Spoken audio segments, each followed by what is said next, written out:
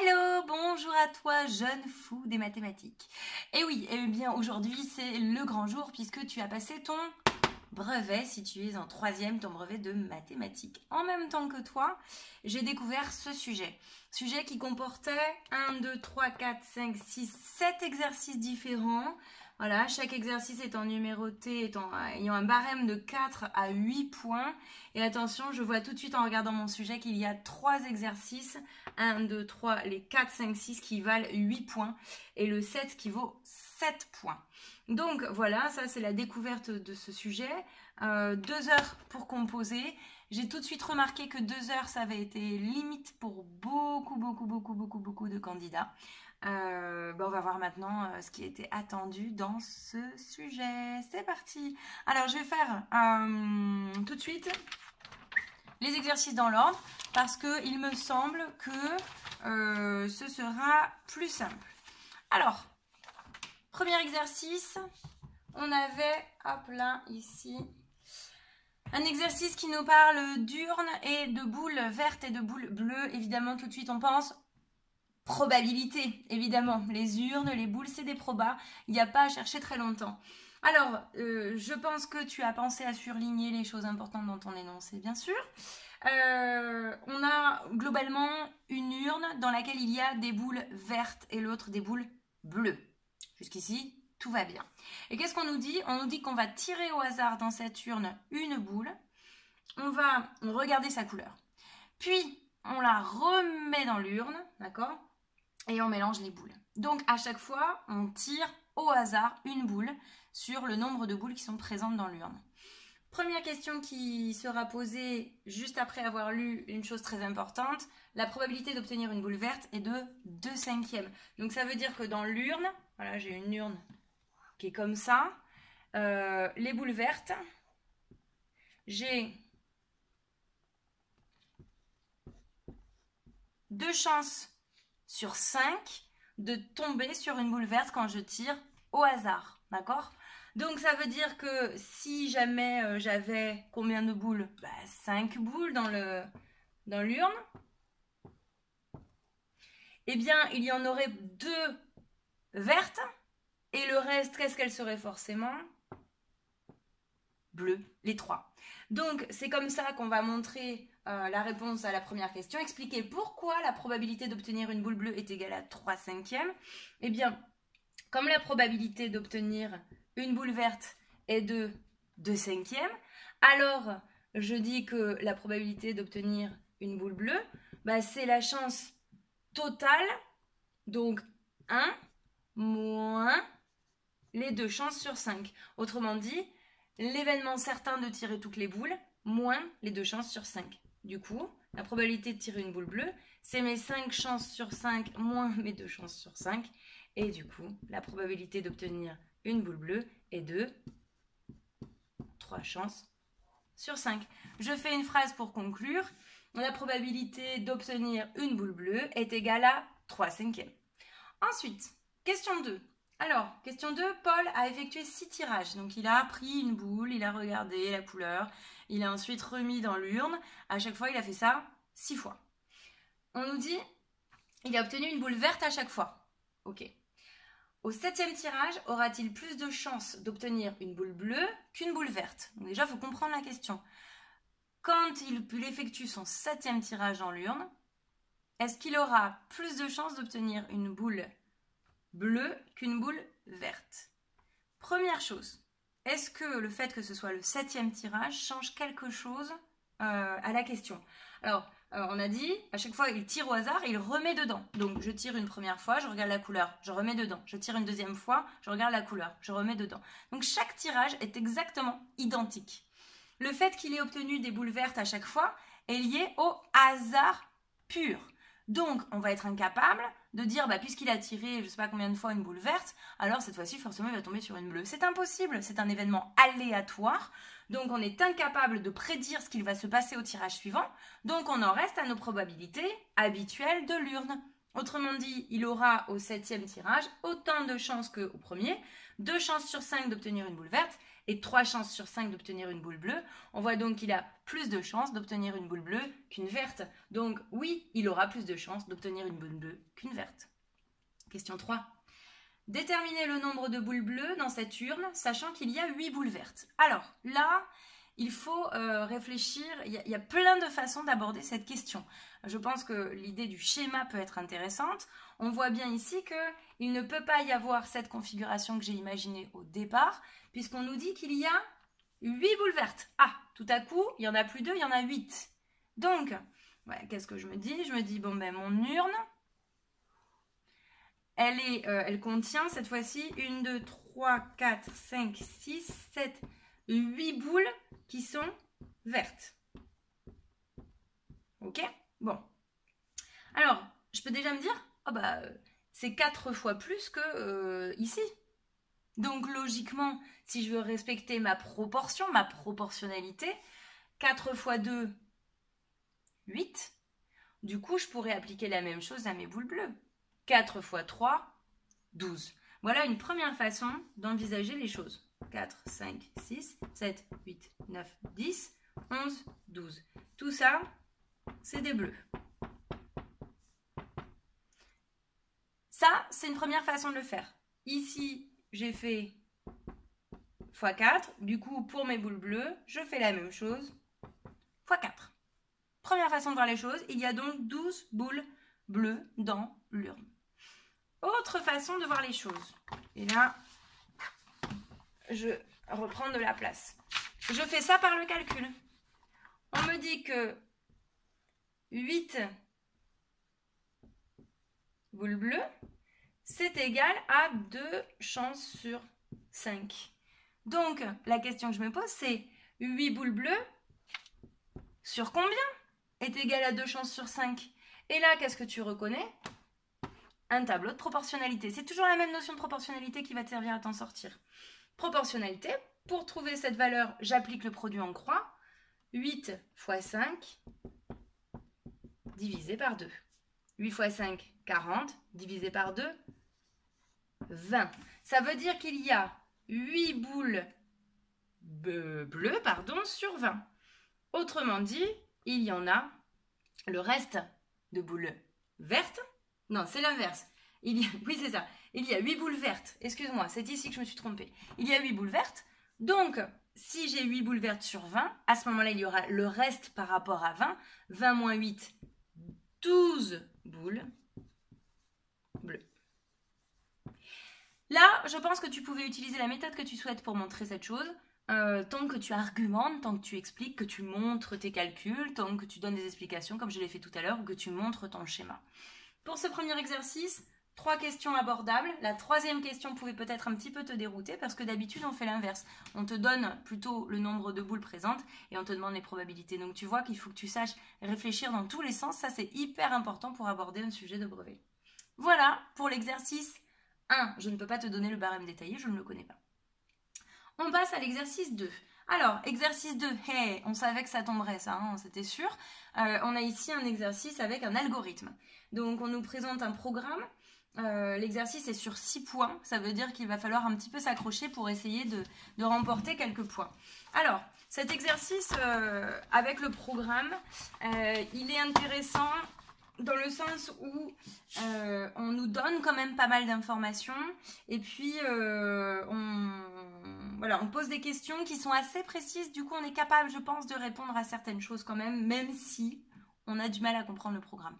Alors, on vous dit, ce programme permet de tracer plusieurs triangles équilatéraux. Donc déjà, ça veut dire que je sais qu'on va tracer des triangles équilatéraux grâce à ce programme et qu'il y en aura plusieurs. Triangle équilatéral, 3 côtés de la même longueur. Cool. Ils auront des tailles différentes. Voilà une information importante aussi. Plusieurs triangles équilatéraux qui auront des tailles différentes. Ce programme comporte une variable nommée côté. Bon. Les longueurs sont données en pixels. On rappelle que l'instruction s'orienter à 90 signifie que l'on se dirige vers la droite. Bon, très bien. Alors, vous voyez qu'ici, on a, je sais pas pourquoi je me mets, vous voyez tout à coup, c'est, pardon. Donc tu vois qu'ici, tu as le programme et à droite, le détail d'un bloc qui est à l'intérieur de ce programme. Donc, ce programme, que fait-il? Quand le drapeau est cliqué, donc ça c'est l'événement qui déclenche tout. Hop, l'utilisateur, qu'est-ce qu'il va faire? Il va voir un drapeau, il clique. Il clique, efface et tout. Bon, on remet tout à 0. Aléa x moins 200, y moins 100. Quand je vois x et y, je pense tout de suite coordonnées. Les coordonnées sont x en abscisse, y en ordonnée, moins 200, moins 100. Ensuite, s'orienter à 90. On m'a dit tout à l'heure, ça veut dire que je me dirige vers la droite. Ensuite, mettre côté à 100. Tiens, la variable côté dont on nous a parlé tout à l'heure, on nous dit maintenant elle vaut 100. Donc dès que je vais voir côté dans le programme, je dois penser qu'à l'intérieur, il y a 100, il y a un nombre. Répétez 5 fois. Voilà une boucle, d'accord? Une boucle, ça veut dire que tout ce qui est imbriqué dans ta boucle, c'est répéter autant de fois qu'écrit ici. Donc 5 fois, on va rentrer dans cette boucle et voir ce qu'il s'y passe. Que se passe-t-il à l'intérieur? Je vois triangle. Et là, à droite, on me dit, voici le bloc triangle. Donc ce bloc-là se reproduit ici 5 fois. Qu'est-ce qui se passe dans le triangle? Alors, on va définir triangle qui est, je mets mon stylo en position d'écriture. Répétez 3 fois, une autre boucle. À l'intérieur de cette boucle, qu'est-ce qui se passe? Avancer de côté. Côté, on a dit 100. Ok. Donc, ton côté, il mesure 100. Du coup, on te dit d'avancer de côté et on t'a dit qu'on allait vers la droite. Donc, qu'est-ce qui va se passer? Bah, tu vas avancer, tu pars d'un point qui est là et on va avancer de 100 pixels. Ok? Ça, c'est un début. Donc, j'avance de 100 pixels. Ensuite, une fois que j'ai ça, alors, tourner, et il y a une flèche dans ce sens-là, de 100 degrés, de 120 degrés, pardon. Alors, tourner de 120 degrés. Je suis dans cette direction. Donc, ça veut dire qu'on me fait prendre un angle à partir d'ici, qui va tourner dans cette direction à 120 degrés. Donc, ici, je suis à 90. Je rajoute 30 ici. Qu'est-ce qui se passe? Ben, l'angle qui me reste ici, il mesure 60 degrés. Donc, j'y vais. Et je retourne dans la boucle, puisqu'on m'a dit d'y aller 3 fois. Je retourne dans la boucle. Avancer de côté. Donc là, on a à nouveau, on me fait faire un trajet de 100. Puis, je refais les 120 degrés. J'étais en train de partir par là, donc je reviens de 120 degrés. Hop, au lieu d'aller comme ça, je tourne 120 degrés. Ça va me faire revenir ici. Je re-rentre dans la boucle. Avancer de 100. Et là, je vois que le fait d'être entré une première fois dans triangle m'a fait tracer un premier triangle équilatéral. Je suis ici à présent et je regarde la ligne suivante après triangle. Avancer de côté. Ah, on me fait réavancer voilà, on m'a fait tourner de 120 degrés, donc je suis repartie dans cette direction. On me fait avancer de 100, donc je suis ici. Ajouter à côté, moins 20. Alors, ça veut dire quoi? Ajouter moins 20, ça me semble être retirer 20 à la valeur du côté. À la fin de cette boucle, le côté ne vaudra plus 100, mais 100 moins 20, c'est-à-dire 80 pixels. Et on va, à partir d'ici, reproduire exactement la même chose qu'avant, sauf que mon triangle équilatéral, en re-rentrant dans cette nouvelle boucle, n'aura plus pour côté 100, mais 80. Donc, je pars d'ici, je fais un premier côté à 80, un deuxième côté à 80, un troisième côté à 80. Combien de fois est-ce que cette chose va se produire? 5 fois, c'est écrit dans la boucle répétée ici. 5 fois, je vais entrer dans ma boucle et à chaque fois que je vais entrer dans ma boucle, mon triangle va avoir une réduction de ses côtés de 20. Donc le troisième triangle aura pour côté 80 moins 20, c'est-à-dire 60. Quatrième triangle, 40. Cinquième triangle, 20. Donc voilà à quoi va ressembler ma figure, à 5 triangles équilatéraux uniquement reliés par les sommets des 2 triangles ici, puis des 2 triangles suivants, etc. Et une réduction de mes triangles. Alors, je vais maintenant regarder la première question, maintenant que j'ai compris cet algorithme. Quelles sont les coordonnées du point de départ du tracé? Ah, je l'ai dit tout à l'heure, les coordonnées c'est x et y. Donc coordonnées, ça s'écrit comme ça, moins 200. Je vous rappelle que les coordonnées c'est un couple. moins 200, moins 100. Ça, c'est les coordonnées du point de départ. Combien de triangles sont dessinés par le script? Je l'ai expliqué à l'instant. On m'a fait répéter 5 fois triangle. Il y aura donc 5 triangles qui seront dessinés suite à ce script. Question 3A. Quelle est la longueur en pixels du côté du deuxième triangle tracé? Eh bien, je l'ai expliqué aussi à l'instant. Tu vois, même en expliquant le programme, en fait, j'ai déjà répondu à la plupart des questions. Alors, la longueur du deuxième triangle tracé sera donc de 80. Et là, tu dois montrer pourquoi tu dis ça. Eh bien, parce qu'à la fin, j'ai l'instruction ajouter à côté moins 20. Or, 100 moins 20 égale 80. Le deuxième triangle mesurera donc 80 pixels de côté. Question B. Tracer à main levée l'allure de la figure obtenue quand on exécute ce script. Eh bien, à main levée, ça veut dire que tu n'as pas besoin de règles, pas besoin d'équerre, aucun outil à part ton crayon gris. Et tu donnes l'allure que va prendre cette chose. Bon, alors tu vois, moi, je fais une allure un peu ridicule. Mais en gros, un grand, un plus petit, un plus petit, un plus petit, un plus petit. Et tu en as 1, 2, 3, 4, 5. Ça suffit pour la figure à main levée, d'après ce que je pense. Puis, dernière question, on modifie le script initial pour obtenir la figure ci-contre. Alors, c'est une figure en fait qu'il faut comprendre. J'avoue que moi j'ai mis quelques minutes à bien cerner l'enjeu de cette figure. Et j'ai fini par comprendre qu'effectivement, au lieu d'aligner mes triangles équilatéraux, on s'amuse à prendre, on fait le premier, on s'amuse à prendre le deuxième et à venir le coller, sa base vient se coller le long de l'autre. Le troisième, pareil, ce qui fait que ça va créer une espèce de petit escargot de triangles qui vont se réduire. Alors, on me demande à quel endroit il faudrait que je place l'instruction tourner dans ce sens de 60 degrés pour obtenir cette figure au lieu d'avoir ça. Alors, moi, je n'ai pas de réponse arrêtée à cette question, tu vois, moi aussi j'ai mes limites, hein, je ne suis pas non plus une pro de l'algorithme, je découvre un peu aussi, et j'ai envie de te dire que moi, je le placerai entre la section 8 et la section 9, à l'intérieur de ma boucle répétée 5 fois. Je le mettrai après avancé de côté. Ou bien après la ligne d'instruction 9, mais toujours à l'intérieur de la boucle. Je pense que ainsi, on forcera, à chaque fois qu'on trace un nouveau triangle, on va forcer à le coller au précédent. À vérifier, je ne suis pas hyper sûre qu'on puisse donner les deux réponses, mais je ne vois pas pourquoi on ne donnerait pas ces deux réponses. Voilà pour cet exercice 2. On passe à l'exercice 3. Alors, c'est parti. L'exercice 3, à mon sens, vraiment, c'est 4 points gagnés. Alors, pourquoi je dis ça? Parce que, à mon avis, tu pouvais largement observer le graphique et faire cet exercice. Bien. C'est un exercice d'observation quasiment à 100%. Il y a juste un petit pourcentage à calculer à un moment donné. Un condensateur est un composant électrique, bien tu le sais, tu l'as étudié en physique normalement, qui permet de stocker de l'énergie électrique pour la restituer plus tard. C'est une espèce de... Il prend l'énergie, il fait... Quand on en a besoin, il fait tiens, vas-y, prends-la. Bon, ça c'est un condensateur électrique.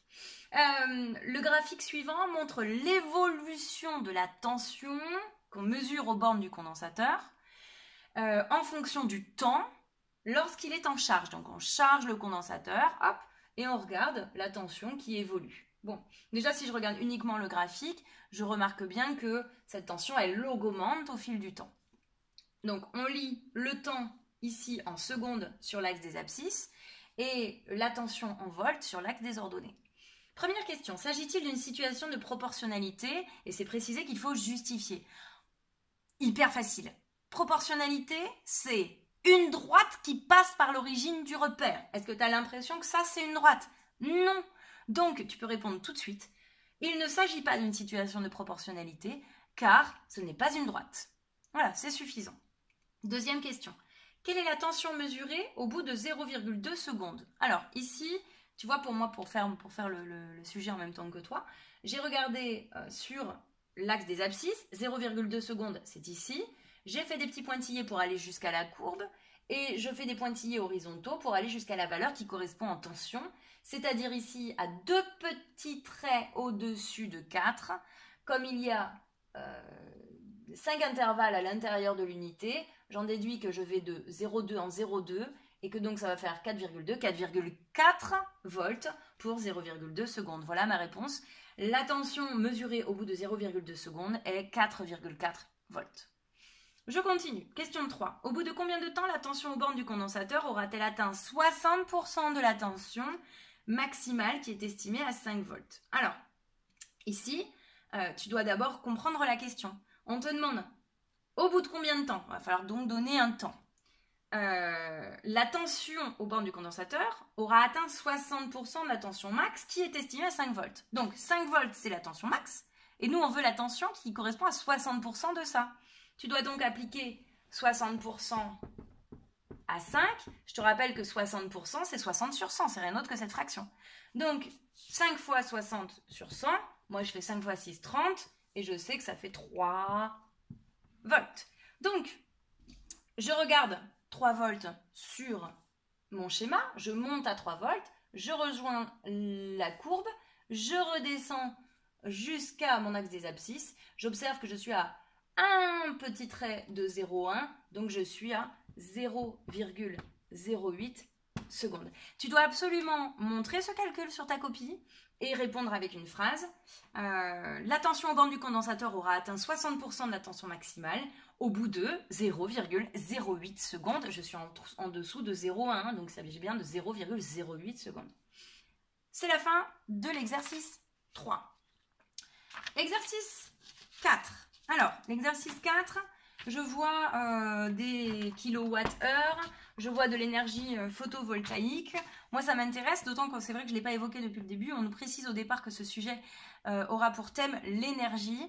On s'en doutait un peu que ça tomberait, ce thème-là. C'est vrai que c'est pour lier ça avec la physique et la SVT, c'était assez logique que ce thème sorte. Donc, exercice 4. On nous parle de panneaux photovoltaïques. Bon, alors on sait ce que c'est maintenant dans notre culture générale, ça. Ils permettent de produire de l'électricité à partir du rayonnement solaire. Ils sont super sympas. Ils le redisent, donc on ne découvre pas. Une unité courante pour mesurer l'énergie électrique est le kilowattheure, abrégé en kWh. Le plus souvent, première question directe, l'électricité produite n'est pas utilisée directement, mais vendue pour être distribuée dans le réseau électrique collectif. Donc on collecte de l'énergie, puis en fait on la revend. Le prix d'achat du kilowattheure, donné en centimes d'euros, ça il fallait y faire super attention, dépend du type d'installation et de sa puissance totale, ainsi que la date d'installation des panneaux photovoltaïques. Ce prix d'achat du kilowattheure est donné dans le tableau ci-dessous. Évidemment, qu'est-ce qu'on va faire? On va regarder le tableau. Alors, on me dit que c'est les tarifs d'un kilowattheure en centimes d'euros toujours. Donc, il y a pas mal d'entrées dans ce tableau, mais finalement, si on observe bien, on voit assez rapidement ce qui se passe. Il y a deux types d'installation, un type A, un type B, et puis les puissances totales qu'on souhaite utiliser, et la date d'installation qui va de janvier à mars, d'avril à juin, de juillet à septembre, et d'octobre à décembre. Si j'observe ce tableau, je vois que j'ai le tarif pour chaque période, selon le type et selon l'énergie, la puissance dont on a besoin. Alors, c'est bien, ils nous ont cité la source. En mai 2015, on installe une centrale solaire de type B d'une puissance de 28 kW. Vérifiez que le prix d'achat de 31 420 kWh est d'environ 4 383 €. On me donne la réponse, c'est plutôt cool. Maintenant, j'ai moi souligné sur mon sujet les trucs qui me paraissaient importants. En mai 2015, tiens, date, cool. Type B, cool. Puissance 28 kW. Je crois que j'ai toutes les infos pour trouver ma réponse. J'ai entouré dans mon tableau les trois choses qui correspondent à ça. Type B, je vais lire une de ces deux lignes-là. De 0 à 36, je suis à 28, je suis bien dans cette ligne précise. Les dates, mai 2015, avril à juin. Avril, mai, juin, je suis bien à l'intérieur de cette période. La croisée de ces chemins est ici. Je sais donc que le prix de mon kilowattheure, donc voilà, ça c'est les kilowattheures, ça c'est le prix. Mon kilowattheure coûte 13,95 centimes,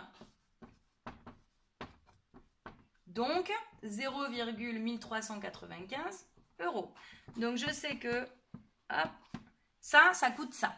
Ensuite, moi, qu'est-ce que je veux savoir? Je veux savoir le prix de 31 420 kWh. Donc mes kilowattheures, je les mets ici. 31 420 kWh. Et je veux trouver combien ça coûte.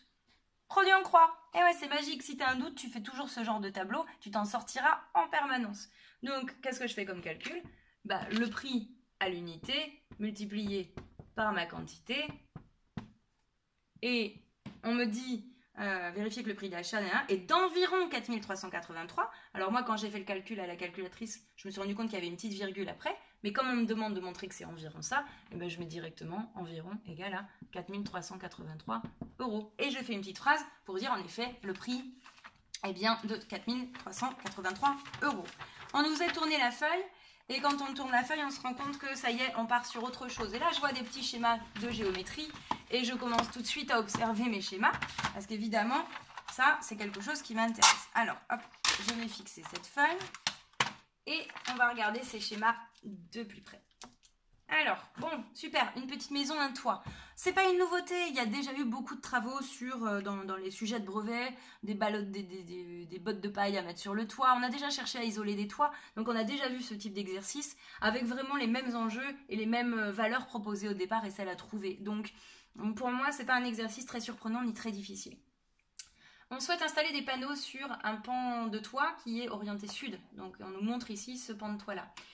Cette partie est grisée, donc super. Elle est appelée pan sud du toit. La production d'électricité des panneaux solaires dépend de l'inclinaison du toit, donc de l'angle d'inclinaison du toit. Déterminer au degré près l'angle ABC que forme ce pan sud du toit avec l'horizontale. Donc, on m'a mis les lettres, etc. On me dit déterminer ABC. Donc, tu dois savoir que normalement, hop, hop, hop, quand je nomme un angle, si on me dit ABC, la lettre du centre, c'est la lettre du sommet de l'angle. Ça veut dire qu'ici, je vais chercher cet angle-là. Bon, déjà, tu as vu, j'ai fait juste cette partie. Et qu'est-ce que j'ai dessiné? J'ai dessiné un triangle rectangle. On me parle d'un angle, triangle rectangle, angle, et j'ai des mesures. Ça veut dire que c'est la trigonométrie qui va entrer en jeu. Ça, tu peux pas avoir de doute là-dessus. Maintenant, la question à se poser, c'est de quel type de trigonométrie je vais avoir besoin? Est-ce que c'est le cosinus, le sinus ou la tangente? Pour ça, tu sais que tu dois regarder les longueurs que tu as et celles que tu cherches. Alors, dans un premier temps, on va regarder si on a des longueurs dans ce triangle. Si on n'en a pas assez, on ira chercher dans la figure plus globale. C'est toujours comme ça qu'il faut faire. Donc, ici, je vais reporter les longueurs que j'ai. Alors, AC, moi, je ne l'ai pas pour l'instant. Ensuite, BC. Alors, BC, je ne l'ai pas qui est marqué là, mais je remarque que en dessous, j'ai un rectangle et qu'on me dit qu'en bas, c'est 4,5 mètres. Donc, je vais reproduire cette partie basse. Je sais qu'ici c'est 4,5 mètres, donc forcément BC mesure aussi 4,5 mètres. Ça, c'est une obligation. Maintenant, ce qui me chagrine, c'est que je n'ai qu'une longueur et je cherche l'angle. Donc, il me faut une autre longueur. Donc, j'aimerais bien peut-être avoir AC, pourquoi pas. Alors, si je veux AC, eh bien, il faut que je regarde si j'ai pas autre chose. Et quand je regarde bien, je remarque que j'ai la longueur ici, totale, qui mesure 7 mètres. Et qu'on m'a donné celle-ci, qui mesure 4,8 mètres. Par conséquent, je suis capable de calculer cette chose, puisqu'ici aussi, j'ai 4,8 mètres. Donc, pour trouver AC, eh bien, je le précise sur ma copie, je vais faire 7 moins 4,8 et je vais trouver 2,2 mètres. Voilà une première chose. Du coup, j'ai AC. Maintenant que j'ai AC, je me le marque ici. Bon, j'ai deux longueurs, je cherche un angle. Ça y est, c'est possible. Maintenant, je sais que je peux le faire. Si je regarde cette figure, la question que je dois me poser, c'est par rapport à cet angle, qu'est-ce que j'ai? Qu'est-ce que je cherche? Alors, je cherche l'angle, ok. Donc, par rapport à lui, qu'est-ce que j'ai? J'ai cette longueur qui est en face. C'est donc le côté opposé. J'ai cette longueur qui est le long de l'angle et ça n'est pas l'hypoténuse. Donc, c'est forcément mon côté adjacent. Ici, j'ai O et A. Moi, d'après mon K-SO-TOA, OA, je sais que c'est dans le TOA, donc c'est tangente qui va me servir à trouver ma valeur d'angle. Alors, comment est-ce que je fais ça? C'est bien simple. Je prends mon feutre bleu et je dis que la tangente de mon angle que je cherche, c'est le côté opposé sur le côté adjacent. Côté opposé sur côté adjacent. Alors, je le fais vite, hein, tu devrais mettre les noms des longueurs, etc. Je te montre juste comment faire. Opposé, 2,2. Adjacent, 4,5. C'est pratique parce que comme j'ai mis O et A, j'ai pas besoin de réfléchir encore pendant 3 heures. Maintenant, je cherche l'angle. Donc, quand je cherche un angle, pense angle, cercle, arc de cercle. Donc, c'est arc tangente qui va me permettre de trouver. Sur ta calculatrice, tu tapes arc tangente de 2,2 sur 4,5 et ça va te dire, on me dit au degré près, ça veut dire à l'entier. J'ai trouvé 26 degrés. Réponse à la question, L'angle ABC que forme ce pan sud du toit avec l'horizontale est de 26 degrés. Voilà pour cette question. Question 3A. Montrer que la longueur AB est environ égale à 5 mètres. Alors, ça y est, je reviens dans ma figure et je regarde cette longueur AB. On me dit qu'il faut montrer que c'est égal à 5, donc on me donne déjà la réponse. Alors, si je regarde bien, ma longueur AB, elle appartient à ce triangle ABC toujours. Triangle ABC, ah bah alors, il est rectangle, j'ai deux longueurs, je viens même de trouver un angle, j'ai plein de possibilités. Moi, pour moi, la chose la plus simple à réaliser ici, c'est d'utiliser le théorème de Pythagore, puisqu'on cherche l'hypoténuse. Donc, avec le théorème de Pythagore, je vais trouver assez facilement ma réponse. C'est parti. Donc, ici, pour trouver AB, bah, je sais que AB au carré, c'est AC au carré plus CB au carré. Ça, c'est le théorème de Pythagore qui me dit ça. Du coup, pour trouver AB au carré, bah, je fais 2,2 au carré plus 4,5 au carré. Et ensuite, je vais trouver la valeur, ça va faire 25,09. Pour trouver AB, je calcule la racine carrée de cette valeur et je trouve environ 5. Bingo, je retombe sur la valeur qu'on m'a demandé, c'est fait. Alors évidemment, tu n'oublies pas de préciser que tu es dans un triangle rectangle, ABC est un triangle rectangle, donc d'après le théorème de Pythagore, et ensuite les calculs et on conclut. Question 3B. Les panneaux photovoltaïques ont la forme d'un carré de 1 mètre de côté. Alors, ok. Donc un carré d'1 mètre de côté, c'est-à-dire 1 mètre sur 1 mètre sur 1 mètre sur 1 mètre. Un panneau photovoltaïque.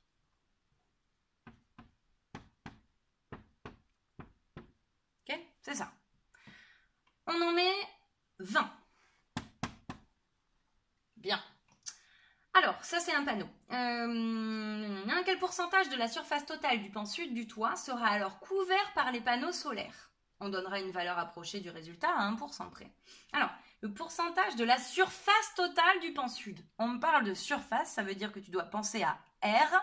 Donc, il faut calculer la surface du toit et la surface que prendrait la place de 20 panneaux solaires. Alors, la surface d'un panneau, bah, c'est assez simple. Hein, la surface d'un carré, c'est côté au carré. Donc, ça veut dire que sa surface à lui, c'est 1 au carré égale 1 mètre carré. Si j'en veux 20, ça va faire 20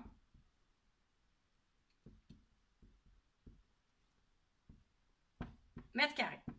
Ça, c'est la surface de tous mes panneaux. Maintenant, je dois regarder la surface de mon toit. Et c'est bien pour ça qu'on vient de me faire montrer que la largeur du toit, puisque AB, on vient de me faire calculer la largeur du toit. C'est 5 mètres. Et on me l'a donné au cas où je n'aurais pas réussi à le montrer. Donc, je peux calculer l'aire de mon toit, qui va se calculer en faisant longueur fois largeur, puisqu'il s'agit d'un rectangle, ce toit, c'est-à-dire 5 fois 7,5 égale à 37,5 mètres carrés. On me demande maintenant de donner le pourcentage que représente ça par rapport à ça. Les 20 mètres carrés par rapport au 37,5. Eh bien, pour trouver un pourcentage, c'est la proportion de l'un par rapport à l'autre fois 100. Autrement dit, je prends les 20 mètres carrés par rapport à la surface totale sur le total et je multiplie par 100. Résultat de ce calcul, 20 sur 37,5 fois 100, environ égal à 53%. Réponse, le pourcentage de la surface totale du pan sud du toit couvert par les panneaux solaires sera alors de 53%. Autrement dit, un petit peu plus de la moitié du toit sera couvert par les panneaux solaires. Dernière question. Alors, il nous montre un petit schéma à côté. On nous dit, la notice d'installation indique que les panneaux doivent être accolés les uns aux autres et qu'une bordure d'au moins 30 cm de large doit être laissée libre pour le système de fixation tout autour de l'ensemble des panneaux. Le propriétaire peut-il installer les 20 panneaux prévus? Donc, en gros, là, on a une problématique qui est, j'ai mon toit, mais sur ce toit, et le schéma est très bien fait, je dois laisser à gauche, hop, tout autour de mes panneaux, je dois laisser une marge de 30 cm partout. Donc 30 ici, 30 ici, 30 ici, et puis 30 ici. Donc, évidemment, ça va réduire la surface sur laquelle on peut mettre nos panneaux. Et c'est pour ça qu'on se pose la question de savoir si on pourra quand même faire entrer 20 panneaux solaires dans la surface qui va rester. Alors, le plus simple ici, c'est de travailler sur combien de panneaux on pourrait mettre dans la longueur, combien de panneaux on pourrait mettre dans la largeur. C'est le plus simple pour aborder cette question. Du coup, quand je regarde ça, je me dis, quelle est la longueur finalement qui reste ici entre les deux espaces qui sont laissés de 30 et de 30. Alors, 30 et 30, 60, attention, c'est 60 cm. Ça veut dire 0,60 mètres. Donc, ça veut dire qu'ici, au lieu d'avoir mes 7,5 mètres de longueur totale, je vais avoir 7,5 moins 0,60, c'est-à-dire 6,90 mètres dans ma longueur. Ma largeur, ici, c'est exactement le même raisonnement. Je sais que ma largeur de départ est de 5 mètres. Donc, si j'enlève 30 et 30, 60 à nouveau, je vais mesurer ma largeur ici en faisant 5 moins 0,60 égale 4,4 mètres. Donc, si je regarde ça, alors, est-ce que mes panneaux font 1 mètre de long? Donc, dans 6,9, est-ce que je peux en mettre 7? Non, 7, ça ferait 7 mètres et non pas 6,9. Donc, finalement, je peux n'en mettre que 6 dans la longueur. 6 panneaux en longueur, d'accord? Et combien en largeur? 4,4 mètres, ça veut dire que je ne peux mettre que 4 mètres, que 4 panneaux entiers. 4 panneaux en large. Du coup, 6 par 4, ça fait 6 rangées de 4, ou 4 rangées de 6. 6 fois 4, 24. Ça veut dire qu'il a bien la place de positionner ces 20 panneaux photovoltaïques. Voilà pour ça. On continue. Alors, exercice 5. L'exercice 5, c'est en fait, si tu regardes bien, 1, 2, 3 questions tout à fait indépendantes. Alors, ça n'est pas précisé, mais tu comprends assez vite quand tu regardes le sujet. Première question. Lors des Jeux Olympiques de Rio en 2016, la Danoise Perni Blom a remporté le 50 mètres nage libre en 24,07 secondes. Et on s'interroge, est-ce qu'elle a nagé plus rapidement qu'une personne qui se déplace en marchant vite, c'est-à-dire à 6 km par heure? Bon, si on veut savoir si elle va plus vite que ça, il va falloir qu'on trouve la vitesse à laquelle elle a nagé. Et si on veut trouver la vitesse à laquelle elle a nagé, il faut forcément l'exprimer en kilomètres par heure si on veut pouvoir comparer ça à 6 km par heure. Donc ça veut dire que là, tu as ta distance en mètres, et ton temps en secondes. Il faut déjà convertir ça pour pouvoir obtenir tes kilomètres par heure. Donc ici, 50 mètres en kilomètres, les mètres c'est des millièmes de kilomètres, donc on a bien 0,05 km, d'accord? Je divise par 1000, 1, 2 et 3. Et puis ici, par contre, attention, je dois diviser par 3600, puisque dans une heure, il y a 3600 secondes, ou bien diviser par 60 pour avoir en minutes, et puis encore par 60 pour l'avoir en heure. Donc, 24,07 divisé par 3600, je cherche où est-ce que j'ai fait ça, 24,07 divisé par 3600, ici, 0,00669, et j'ai mis un environ égal, puisque j'ai arrondi un peu pour ne pas me trimballer une dizaine de chiffres après la virgule. La vitesse se calcule en divisant des kilomètres par des heures, puisqu'on l'exprime en kilomètres par heure. Des kilomètres divisés par des heures. Donc, je vais diviser les kilomètres par des heures. Donc, autrement dit, les kilomètres ici, 0,05 par les heures, 0,00669. Et là aussi, je me retrouve à arrondir puisque je vais obtenir quelque chose qui va être un peu au-dessus de ce que je veux. Environ égal à 7,5 km par heure. Je ne m'arrête pas ici. Si je mets ça et que je n'argumente pas, ça ne sert à rien. Donc, je dois préciser 7,5 km par heure, c'est donc bien supérieur à 6 km par heure. Elle a donc nagé plus rapidement qu'une personne qui se déplace en marchant vite. Question 2.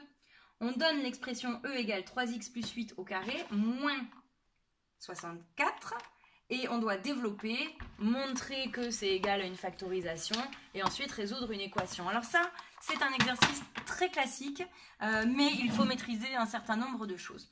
Alors, que faut-il maîtriser? Eh bien, tout simplement, déjà, le développement d'une expression littérale. E égale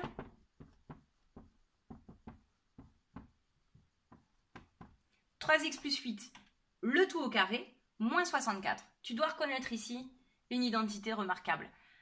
C'est l'expression a plus b au carré qui se développe en faisant a carré plus 2ab plus b carré. Et ouais, si tu sais pas ça, forcément, ben, c'est dommage parce que c'est un peu plus compliqué. Ceci dit, tu peux quand même gérer ça en te disant que le carré de quelque chose, c'est cette chose fois elle-même. Donc tu aurais pu faire 3x plus 8, facteur de 3x plus 8, moins 64 et le développer. Moi, je connais mon identité remarquable, donc je la développe. C'est 3x au carré plus 2 fois 3x fois 8 plus 8 au carré, moins mon 64 qui est ici. 3x au carré, c'est 3 au carré fois x au carré, ça veut dire 9x carré, plus 2 fois 3 fois 8. Alors, 2 fois 3 fois 8, ça me donne 48x, plus 64, moins 64. Et là, tu vois ce qui se passe ici. Le plus 64 et le moins 64 s'éliminent, ça donne 0. Donc, il ne me reste que 9x carré plus 48x. Question 2. Montrer que E peut s'écrire sous la forme factorisée 3x facteur de 3x plus 16. Tu as deux façons d'aborder ça. Soit tu fais apparaître le facteur 3x ici, soit tu développes 3x facteur de 3x plus 16 pour retomber sur cette expression. Factorisons celle-ci, ça ne peut pas faire de mal. E égale, alors 9x carré, bah, c'est 3x fois 3x, plus 48x, bah, je veux faire apparaître 3, donc forcément je vais mettre 3x en facteur, fois, mais qu'est-ce qui me reste? 16. E est donc égal à, je prends un facteur ici, le même facteur ici, je le mets devant, je factorise par 3x, qu'est-ce qui me reste dans mon expression? Il me reste le 3x, le plus, et le 16. Et c'est terminé. Résoudre l'équation 3x plus 8 au carré moins 64 égale 0. Donc ça revient à cette expression. Si je veux résoudre l'équation égale 0, je vois bien que ça, je ne sais pas faire. Par contre, on m'a dit qu'une autre forme de mon équation, c'était ça. Donc j'utilise ça, tout simplement. Alors j'y vais. Je remplace mon expression par 3x facteur de 3x plus 16 égale à 0. Et je reconnais une équation, produit, nul. Donc, soit 3x égale 0, soit 3x plus 16 égale 0. Donc ici, x vaut forcément 0, ou bien x vaut 0 moins 16, ça va faire moins 16, et divisé par 3. Donc ici, je peux directement écrire ma solution. Il y a deux solutions, x égale 0 et x égale moins 16 tiers. Question 3. La distance de freinage d'un véhicule dépend de la vitesse et de l'état de la route. On peut la calculer à l'aide de la formule suivante. D égale K fois V au carré. Alors, on vous dit que D est en mètres, que K, c'est un indice qui va dépendre, un coefficient qui dépend de l'état de la route. Et puis, on a V, qui est la vitesse, qui est en mètres par seconde. C'est écrit ici. On me demande de retrouver la vitesse. Alors, vous avez cette formule D égale KV carré. Ils sont sympas, ils vous ont même mis le fois ici. Bon, moi, ce que je veux trouver, c'est ça. Donc, il va falloir que je me débarrasse de mon K, qui est relié par une multiplication à mon V au carré. Donc, si je décide de m'en débarrasser, entre guillemets, hein, bien sûr, je dois diviser D par cette valeur. Donc, V au carré, c'est D sur K. Donc, V, ce sera la racine de D sur K. Et je peux calculer maintenant tout de suite ma valeur. C'est la racine de D. Alors, D, on a dit, je cherche la valeur ici, 15 mètres, donc 15. Divisé par K, on a dit qu'on était sur route mouillée, donc 0,14. Et j'ai obtenu une vitesse d'environ 10,35 mètres par seconde. Voilà pour cet exercice 5. Allez, on s'accroche, on continue. Je prends la dernière feuille qui est encore en recto verso. C'est parti. Alors, la dernière feuille, hop. Allez, on passe à l'exercice 6. Alors, dans cet exercice 6, on remarque qu'on a deux documents. Alors, deux documents. Un premier qui nous parle du problème du surpoids, qui est un problème de santé, surpoids, obésité, et que voilà, ça prédispose à des maladies, diminue l'espérance de vie. Bon, on nous dit que du coup, on a un indice qui est couramment utilisé, qui s'appelle l'IMC, l'indice de masse corporelle. Document 2, on nous donne plus de précision. On nous dit que c'est une grandeur internationale, on peut trouver du coup la corpulence d'un adulte entre 18 et 65 ans. Ça se calcule en divisant la masse de la personne par sa taille au carré. La masse est en kilos, la taille est en mètres. La norme, on nous dit, voilà, l'IMC compris entre 18,5 et 25, c'est une corpulence normale. Entre 25 et 30, surpoids, et supérieur à 30, obésité. Donc, on va regarder les questions. Alors, on a fait une visite médicale dans une entreprise. Un médecin a calculé l'IMC de 6 employés. Donc, ils ne sont que 6, donc c'est pour ça qu'on voit 1, 2, 3, 4, 5, 6 colonnes dans le tableau. On nous dit qu'il utilise une feuille de calcul. Donc, voici un extrait. Alors, on a la feuille de calcul sous les yeux. Et on nous demande combien d'employés sont en situation de surpoids ou d'obésité dans cette entreprise. Alors, il suffit de regarder, puisqu'on a les valeurs ici de surpoids et d'obésité. Donc, c'est à partir de 25 et au-dessus. Donc, je regarde mes 6 employés. Voilà, ici j'en ai un qui est à 25,2, donc il est bien au-dessus. 28,7, un deuxième au-dessus. Et puis, bon là je m'étais trompée. Et ici le F, là, quand je regarde, je suis à 33,2. C'est le dernier qui est au-dessus. Donc on a donc 3 employés qui sont en situation de surpoids ou d'obésité. Là, il suffit de lire le document. Question B. Laquelle de ces formules a-t-on écrite dans la cellule B3, puis recopiée à droite pour calculer l'IMC? Alors B3, c'est la valeur 25,2. D'accord, ça c'est B3. Bon, alors la question c'est à l'aide de quelle formule on a calculé ça? Comment est-ce qu'on a trouvé le 25,2? 25,2 étant l'IMC, je dois penser à la formule, c'est-à-dire la masse sur la taille au carré.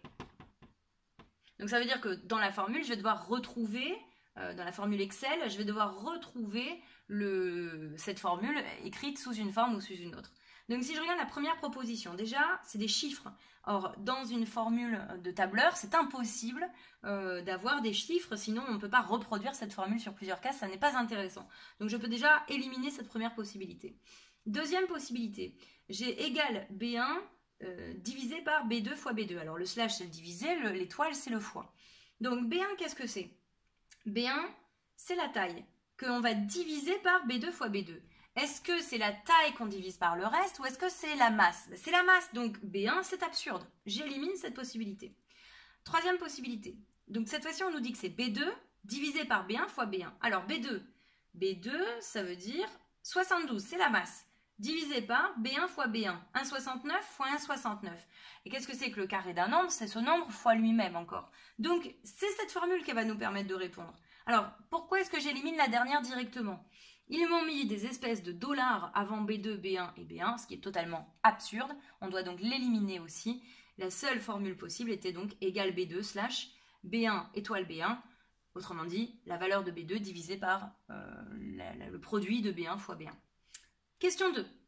Le médecin a fait le bilan d'IMC des 41 employés de cette entreprise. Il a reporté les informations recueillies dans le tableau suivant, dans lequel les IMC sont arrondis à l'unité près. Alors j'observe, attention, l'IMC est en haut et l'effectif est en bas. Bon, donc on lit ça rapidement, ça veut dire qu'il y a 9 personnes dans l'entreprise qui ont un IMC égal à 20. 12 personnes de l'entreprise, un IMC égal à 22. 6 personnes de l'entreprise ont 23 comme IMC. 2 personnes de l'entreprise ont 33 comme IMC. En tout, 41 personnes. Première question. Calculer une valeur approchée arrondie à l'entier près de l'IMC moyen des employés de cette entreprise. Alors, je viens de dire, il y a 9 personnes qui ont un IMC de 20. 12 qui ont un IMC de 22, etc., etc. Pour avoir l'IMC moyen des personnes de cette entreprise, je dois donc calculer une moyenne qu'on appelle une moyenne pondérée. C'est-à-dire que je vais dire, il y a une personne qui a 20, une autre personne qui a 20, une autre personne qui a 20, une autre personne qui a 20, une autre personne qui a 20, etc. Il y en a 9 comme ça. Ça veut dire qu'il y a 9 personnes qui ont un IMC de 20, plus 12 personnes qui ont un IMC de 22, plus 6 personnes qui ont un IMC de 23, plus 8 qui ont un IMC de 24, plus 2 qui ont un IMC de 25, plus, allez on continue, une personne qui a un IMC de 29, on peut mettre 1 fois 29, plus 1 fois 30, plus 2 fois 33. Voilà. Et on sait que tout ça, c'est par rapport à 41 personnes. Donc, pour avoir ma moyenne, il faudra que je divise par ces 41 personnes. J'ai fait ce calcul, j'espère que je ne me suis pas trompée. J'ai obtenu 949 divisé par 41, autrement dit, une moyenne de 23. Alors, quand je dis j'espère que je ne me suis pas trompée, je ne pense pas, puisque si je regarde un peu les valeurs, ça me paraît pas du tout absurde comme valeur. 23, comme si j'avais trouvé 230, là, j'aurais pu m'inquiéter. Un IMC à 230, là, c'est plus de l'obésité, c'est bon, hein, c'est malheureux. Donc, 23, ça paraît cohérent. Donc, je me contente de ce résultat. Il faudra peut-être vérifier plus tard si c'est bien ça. On continue. Deuxième question, quel est l'IMC médian? Alors, cette fois, c'est plus la moyenne dont on te parle, mais de la médiane. Alors, qu'est-ce que c'est que la médiane? La médiane, c'est la valeur centrale de ta série. Ça veut dire, la valeur que tu vas trouver, tu pourras dire, bah, il y a la moitié des gens, ils sont en dessous de cette valeur, la moitié, ils sont au-dessus. C'est ça une médiane. Du coup, je regarde, on sait que j'ai 41 personnes dans l'entreprise. Donc, ça veut dire que mon effectif de 41 personnes, si je veux trouver la valeur qui est au milieu de ces 41 personnes, ben, je vais essayer de trouver la position déjà en divisant 41 par 2 pour trouver où est à peu près la moitié. Ça me donne 20,5. Et quand j'ai un nombre décimal comme ça, ben, je me dis que ma médiane, en fait, elle est à la position juste après, c'est-à-dire à la 21e position de ma série. Ça suppose que mes valeurs de l'IMC, elles soient rangées dans l'ordre croissant. Ce qui est le cas, ils sont sympas, ils l'ont déjà fait. Donc, il faut que je trouve quelle est la 21e valeur de la série. Alors, si je regarde, ça commence à 20. J'en ai 9 qui ont 20. Ça veut dire que ça fait 20. La première personne, elle a 20. La deuxième, elle a 20. La troisième, elle a 20. La quatrième, elle a 20. La cinquième, elle a 20. La sixième, elle a 20.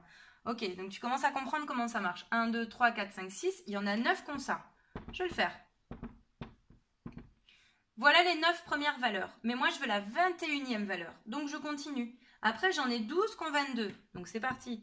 22, 22, 22. Ça en fait 3. 22, 22, 22. Ça en fait encore 3. Donc, ça fait 6. 22, 22, 22. Ça fait 9. 22, 22. Et 22. Ça m'en fait 12. Donc, ici, j'en suis à combien? On a dit qu'il y en avait 9 qui avaient 20 et 12 qui ont 22. Du coup, ici, j'en suis à 1, 2, 3, 4, 5, 6, 7, 8, 9, 10, 11, 12, 13, 14, 15, 16, 17, 18, 19, 20. 21e valeur. Alors, c'est ma 21e valeur, ce qui signifie que ma médiane est 22. Tu pouvais le voir tout de suite avec les effectifs. Si tu cumules tes effectifs, ici, il y a 9 personnes. Ici, il y a 21 personnes qui ont un IMC inférieur à 22. Donc, ça veut dire que la 21e valeur est bien 22. Donc, la médiane, c'est-à-dire l'IMC médian, est bien 22. Qu'est-ce que ça veut dire? Ça veut dire que la moitié des personnes de cette entreprise ont un IMC inférieur ou égal à 22. La moitié des personnes de cette entreprise ont un IMC supérieur à 22. Voilà ce que ça veut dire. L'interpréter le résultat, c'est ça qu'il faut que tu dises. Question C. On lit sur certains magazines, on estime qu'au moins 5% de la population mondiale est en surpoids ou est obèse. Est-ce que c'est le cas pour les employés de cette entreprise? Alors, donc on cherche à savoir si, est-ce qu'il y a bien 5% des employés qui sont en surpoids ou sont obèses. Donc, il faut que je regarde la quantité de personnes qui sont en surpoids ou obèses par rapport au nombre d'employés. Donc, en gros, en surpoids, on a dit que c'était à partir de 25. Donc, j'en ai 2, plus 1, plus 1, plus 2. Ça m'en fait donc 6. Donc, j'ai 6 employés en surpoids ou obèse. Sur 41 employés au total, je veux un pourcentage, donc pour 100 fois 100. Et de cette valeur, je trouve 6 sur 41 fois 100, 14,6%. Donc, je suis dans le cas où j'ai dans cette entreprise beaucoup plus que l'échelle mondiale. À l'échelle mondiale, on me dit que c'est au moins 5% de la population mondiale qui est en surpoids. Alors là, on est largement dedans, puisqu'on a quasiment 15% des employés qui sont en surpoids ou en obésité.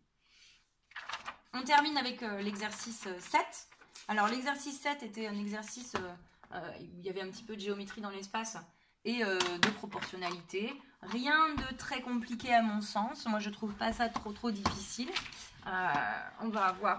Oula, mince, mon système ne fonctionne pas. J'ai voulu être un peu écolo, mais je voulais pas reprendre de scotch, mais c'était un peu idiot. Allez, on y va. Alors, exercice 7. Léo a ramassé des fraises pour faire de la confiture. C'est quasiment de saison, c'est sympa. Il utilise les proportions de sa grand-mère. 700 g de sucre pour 1 kg de fraises. Alors moi, tu sais ce que je fais? À chaque fois, hein, j'ai mon sucre, c'est des grammes. Mes fraises, c'est des kilos. Voilà, je fais mon tableau. Et on m'a dit 700 g de sucre, c'est cool, pour 1 kg de fraises. Voilà, je me prends pas la tête. Il a ramassé 1,8 kg de fraises. Fraises, 1,8 kg. Bon, ben, forcément, la question, c'est de quelle quantité de sucre a-t-il besoin? C'est assez naturel de poser cette question. Eh bien, pour trouver ces résultats, j'utilise le produit en croix. Et je me rends compte qu'il suffit que je multiplie ma quantité de sucre par ma quantité de fraises. 1,8 fois 700 et je trouve 1260 g de sucre. Il faut donc 1260 g de sucre à Léo pour réaliser sa confiture. 2. Ça y est, c'est fini la confiture ici, à part qu'on va en parler, mais avec ces petits bocaux. Alors, après cuisson, Léo a obtenu 2,7 litres de confiture. Bon, alors, hop, il a fait sa cuisson, il est content, 2,7 litres de confiture, c'est sympa, c'est une bonne quantité, tu vois ce que ça fait, hein, déjà 1 litre, tu vois une bouteille d'eau, bon, 2 litres, 2 litres 7, une belle quantité de confiture. Il verse la confiture dans des pots cylindriques, le cylindre, c'est une espèce de boîte de conserve, hein, voilà, ça ressemble à ça. Tu as un schéma à côté en plus. Donc, 6 cm de diamètre et 12 cm de hauteur, sauf qu'il les remplit jusqu'à 1 cm du bord supérieur. Donc, ça veut dire, hop, la confiture, elle arrive jusqu'ici, donc pour une hauteur de 11 cm en réalité. Alors, combien de pots pourra-t-il remplir? Bon, là pareil, il y a plusieurs façons d'aborder le problème. Moi, je vais l'aborder à partir de cette quantité. C'est-à-dire que je me dis, bah, il a 2,7 litres. Qu'est-ce que ça va faire? Comment est-ce que je vais les répartir dans les pots? Donc, on te donne des rappels, c'est super sympa. Il te donne la formule du volume du cylindre, pi fois le rayon au carré fois h. Et puis, la correspondance entre les litres et les centimètres cubes. 1 litre, 1000 centimètres cubes. Donc ça devrait bien nous aider. D'ailleurs, comme je vois qu'ici, c'est des centimètres et ici, c'est des litres, je vais tout de suite changer mes litres en centimètres cubes. Donc, alors, c'est assez simple. Si tu as des doutes, tu fais comme je fais tout le temps. C'est-à-dire, tu sais que 1 litre, c'est 1000 centimètres cubes. Toi, tu veux trouver pour 2,7 litres. Donc, tu vois qu'il te suffit de multiplier 2,7 fois 1000 pour trouver ton résultat. Et 2,7 fois 1000, eh bien, je prends ma virgule, je la déplace de 3 rangs vers la droite. Je change en fait la place de mes unités, tout simplement. Donc, ça va faire 1, 2, 3, 2700 cm3. Bon, alors, ça, c'est la quantité de confiture qu'il a. Il a 2700 cm3 de confiture. Mais il veut ranger cette confiture dans des petits pots. Donc, on va voir de combien de pots il a besoin. Alors ici, il faut que je calcule du coup le volume de confiture qu'il met dans un pot. Alors, pour calculer ce volume, j'utilise la valeur de mon diamètre, sauf que dans ma formule, on me dit que c'est le rayon. Donc, je vais calculer mon rayon. Le rayon, c'est la moitié du diamètre. Donc, je divise par 2 et j'obtiens 3 cm. J'utilise ma formule, volume du cylindre, pi fois rayon au carré fois h. Pi fois le rayon, on vient de le calculer. 3 au carré, la hauteur, c'est 11 puisqu'il ne va pas jusqu'en haut. Et je trouve, alors je mets approximativement égal à, puisque j'ai pi et que je sais que forcément avec pi, je vais arrondir. Ça va me donner environ 311 cm3. Bon, voilà mon volume, 311 cm3. Ces 311 cm3, la question que je me pose, c'est, de mes 2700, je vais pouvoir mettre combien de fois 311 cm3 dedans? Alors, pour répondre à ça, je peux tout simplement réfléchir et me dire, ma quantité totale, je vais la diviser par le volume d'un pot. Ainsi, je vais trouver le nombre de pots que je peux rentrer. Donc, je fais ce calcul, je prends mes 2700 cm3 de confiture que je répartis en pots de 311 cm3 et j'obtiens une valeur de 8,68. Ça veut dire 8 pots,68. Donc là, si on réfléchit un peu, je pense qu'on peut répondre qu'on va remplir 8 pots entiers. On peut préciser qu'il y aura peut-être un peu plus de la moitié d'un pot qui sera rempli. Donc je répondrai qu'il peut remplir, il va utiliser 8 pots, il va remplir 8 pots en entier et puis un peu plus de la moitié d'un pot. Dernière question. Alors, il colle ensuite sur ses pots une étiquette rectangulaire. On me dit que c'est un rectangle de fond blanc qui recouvre toute la surface latérale du pot. Bon, mon pot, il est cylindrique. Surface latérale comme ça. Donc, le rectangle, il va faire toute la longueur de tout le tour de ma boîte.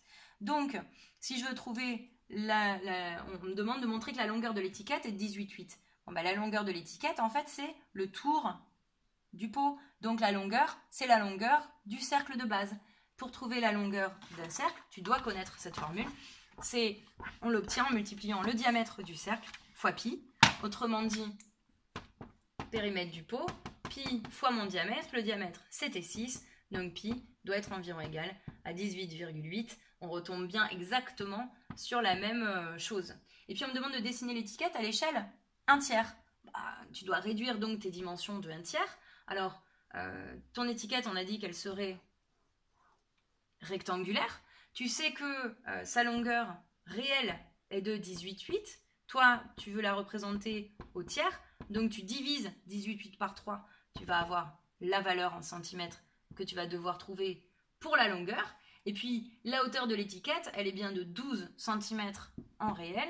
Donc, tu la divises et tu obtiens 12 divisé par 3 aussi.